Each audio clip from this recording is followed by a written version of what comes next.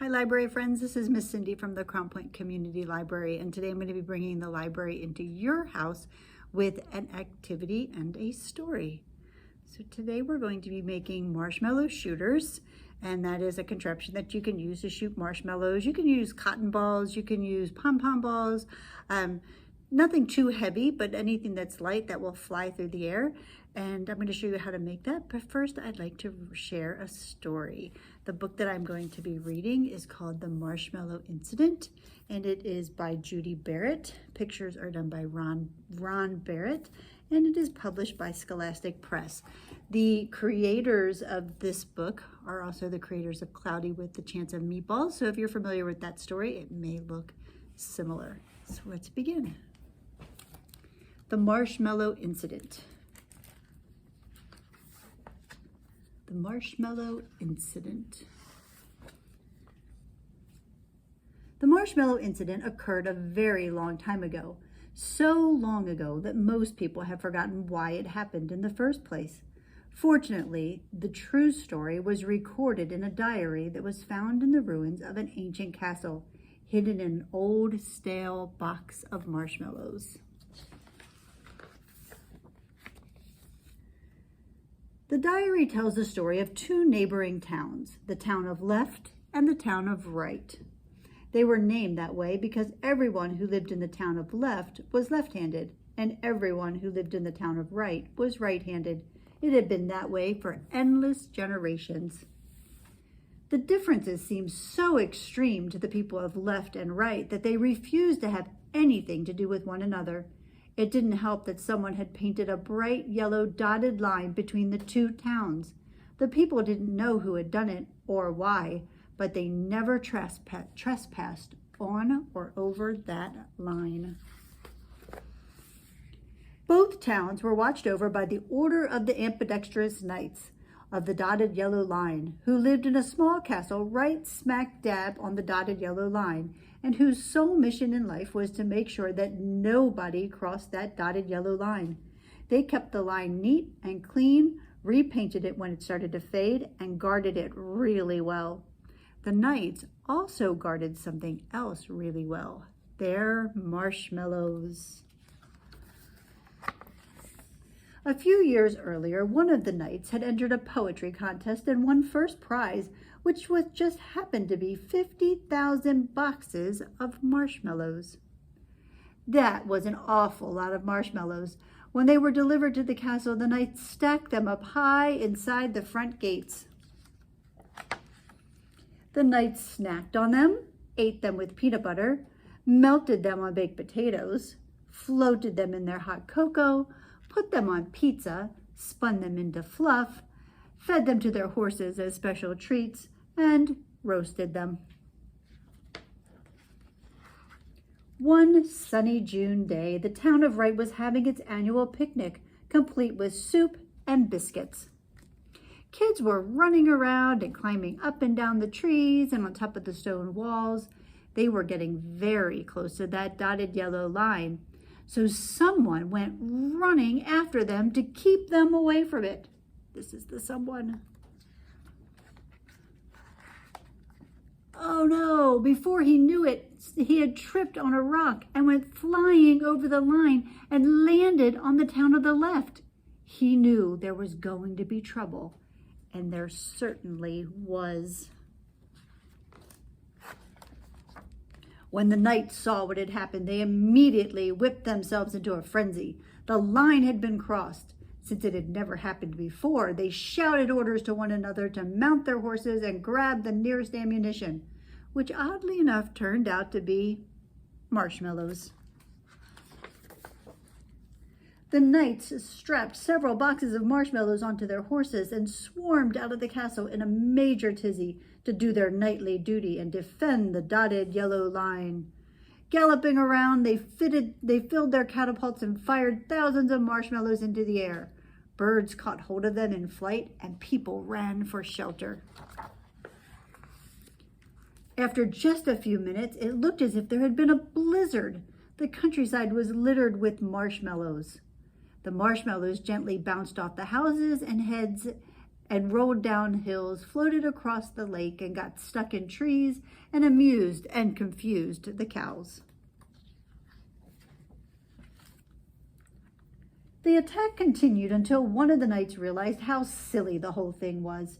He climbed on top of a large pile of marshmallows, raised his hands high in the air, and yelled, "Why do we have this line? It's been here for years and years, but it seems to create problems instead of solving them. Let's wipe it out." "Not so fast," the townspeople shouted back. "This calls for a town meeting of both towns." Later that afternoon, the townspeople met. The knights stood by to keep the peace. In the end, no one could come up with a truly sensible reason to keep the line, so they decided they would get rid of it.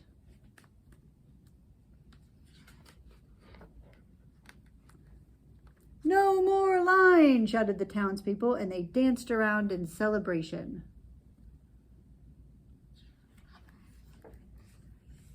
Then, for the first time ever, the townspeople crossed over the line and introduced themselves. They even shook hands and chatted. Everyone had a good time playing with the marshmallows. They made finger puppets out of them and invented games like Tic-Tac Marshmallow and Base Marshmallow. People painted with them, they slept on them, and they turned them into sculptures. Someone even built a small version of the pyramids.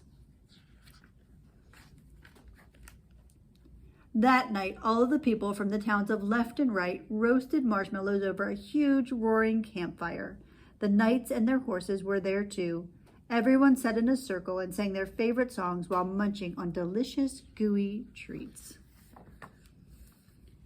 The next day, using mops, brushes, soap, and water, all the townspeople joined together happily to remove the old yellow dotted line. They rubbed at it, they scrubbed at it, until the line was completely gone. In time, all the marshmallows disappeared. The rain melted them and washed them away. And every year after that, on the anniversary of the Marshmallow Incident, the towns of left and right hold a campfire. The knights always supplied a sensible number of marshmallows for the townspeople to roast, and everyone continued to live peacefully and sweetly ever after. Good night.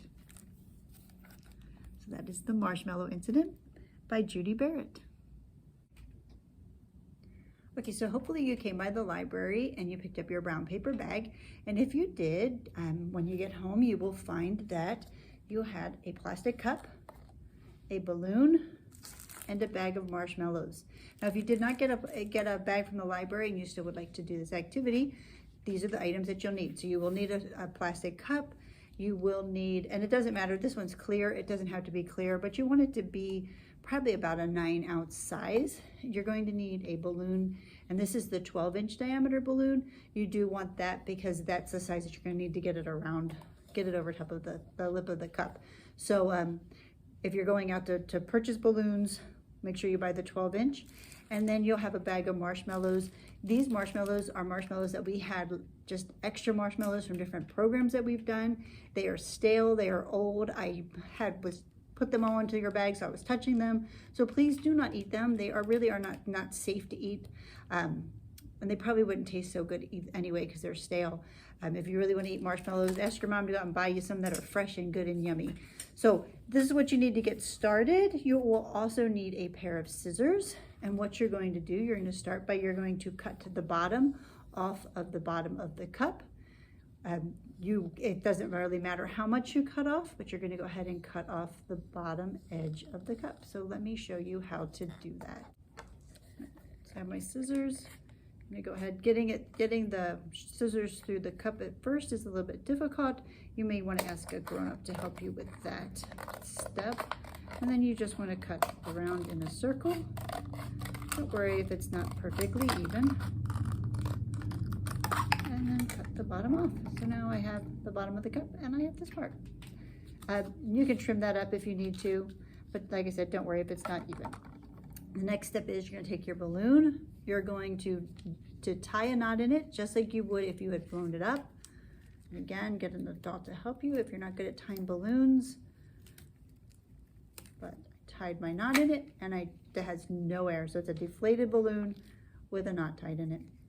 Next step is you're going to cut off the top of the balloon, the round part. Like that. Now, notice I have, looks like a hat. So think of it that way. We're going to put this hat onto the cup, onto the lip side. You want to use the side that you would drink out of because it's a little bit thicker and it will hold the balloon better. I'm going to stretch this over so that the knot is right in the center. And this becomes our shooter. So when I pull back, it shoots whatever's inside. So let's see how it works. We're going to start with one marshmallow, put it inside, take it, put it inside my cup, pull that plunger down, and there goes the marshmallow. It shoots pretty well.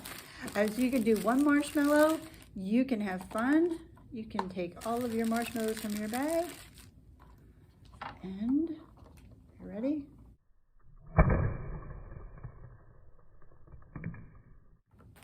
Shoot them all.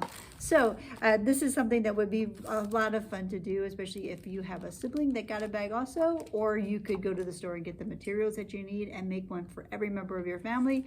Go outside and have a good time and just have your own marshmallow incident, shooting marshmallows at each other. Remember that if you use something other than marshmallows or pom-poms or cotton balls, that you don't point it at anybody because whatever's going to come out comes out pretty fast, so you don't want anybody to get hurt. So please be safe with your marshmallow shooter, have a good time with it, and feel free to stop by the library and tell me all about it. You can check out our Facebook page to find more activities, also our YouTube channel. We have lots of things going on. Every Monday and Wednesday through the end of September, there will be bags available for you to come by the library and pick up. So I hope to see you here. Take care and have a great day.